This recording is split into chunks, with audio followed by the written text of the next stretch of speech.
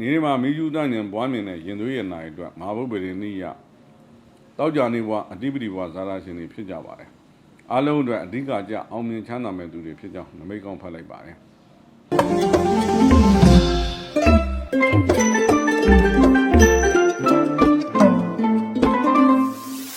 အားလုံးပဲမင်္ဂလာပါခင်ဗျာကိုစိတ်နှဖျားကျမ်းမာချမ်းသာတော်မူကြပါစေဒီစီစဉ်ကိုဘေးရင်ရရမီဒီယာကစီစဉ်တင်ဆက်ပြီးတော့အောင်ထူးဆန်းဘေးရင်ရရကမ်းမှာအဓိကအကူအညီပံ့ပိုးပေးထားတာဖြစ်ပါတယ်ခင်ဗျာကျွန်တော်တို့ရဲ့အောင်ထူးဆန်းဘေးရင်ရရကမ်းကိုဘေးရင်မေးမြန်းဖို့လာခဲ့ခြင်းနဲ့ဆိုရင်တော့ကျွန်တော်တို့ရဲ့ဖုန်းနံပါတ်များဖြစ်တဲ့3994236634 3998933135တယ်လီဖုန်းနံပါတ်တို့ကိုတရက်ကြိုတင်ဖုန်းဆက်အစီအရင်ပေးပြီးရင်ရန်ကုန်မြို့ရွှေကုန်းဖျားကြီးတောင်ဘက်မုတ်အနီးမှာရှိတဲ့ငါးကန်ကြီးနဲ့ဖျားဖြစ်တဲ့မဟာဝိဇ္ဇာဖျားကြီးပရဝုံတွေကိုလာရောက်မေးမြန်းမှာဖြစ်ပါတယ်ခင်ဗျာအားလုံးကိုစိတ်နဲ့ဖျားကျမ်းမာချမ်းသာပါစေခင်ဗျာ2026ခုနှစ်ဇူလိုင်လ24ရက်ဒီနေ့တောက်ကြနေ့အတွက်နူနော်လော်ဂျီကနန်းပင်ရဆိုရင်တောက်ကြကြုံမှာ24နဲ့စိုင်းစင်တာဖြစ်တဲ့အတွက်အခွင့်အလမ်းကောင်းတွေရပါလိမ့်မယ်ခရီးကိစ္စတွေအောင်မြင်မယ်နိုင်ငံခြားတို့လူမျိုးခြားတို့တိုင်းရင်းသားတို့အကျိုးပြည့်မှာရှောက်လွှာတို့စာချုပ်တို့လက်မှတ်ရေးထိုးရတာတို့အောင်မြင်မယ်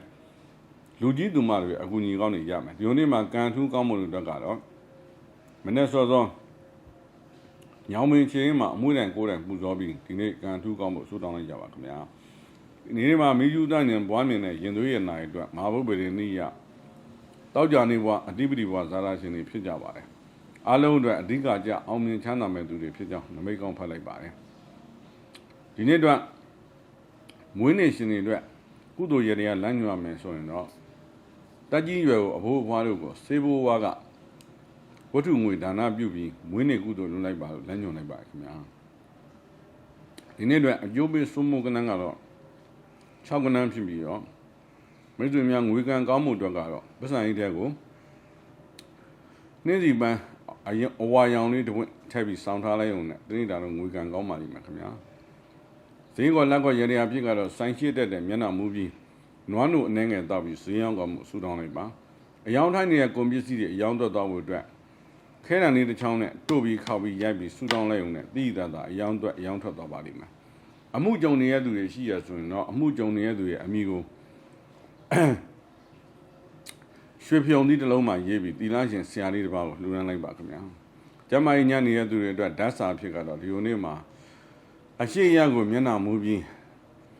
လက်ဖက်ရင်အနေငယ်တောင်းရင်ကျမ်းမာမှုအတွက်ဆူတောင်းလိုက်ပါအခြေမြတ်တာကြီးအိမ်တော်ကြီးအဆင်ပြေဖို့အတွက်ကတော့အိမ်ဖျားမှာကောင်းညမောင်းဆွန်တပွဲကတ်လူလိုက်ပါခင်ဗျာဒီစီစဉ်ကိုစောင့်မျှော်ကြည့်ရှုပြီးတော့လမ်းညွှန်ထားတဲ့ကုသိုလ်ရတရားတွေကိုဆောင်ရွက်သောအဖြစ်ခုနှစ်ရက်သားသမီးတွေအားလုံးစတဲ့တဘူကောင်းသောကံတရားအခွင့်အလမ်းတွေရကြပါစေလို့ဆုတောင်းမေတ္တာပို့သလိုက်ပါတယ်ခင်ဗျာ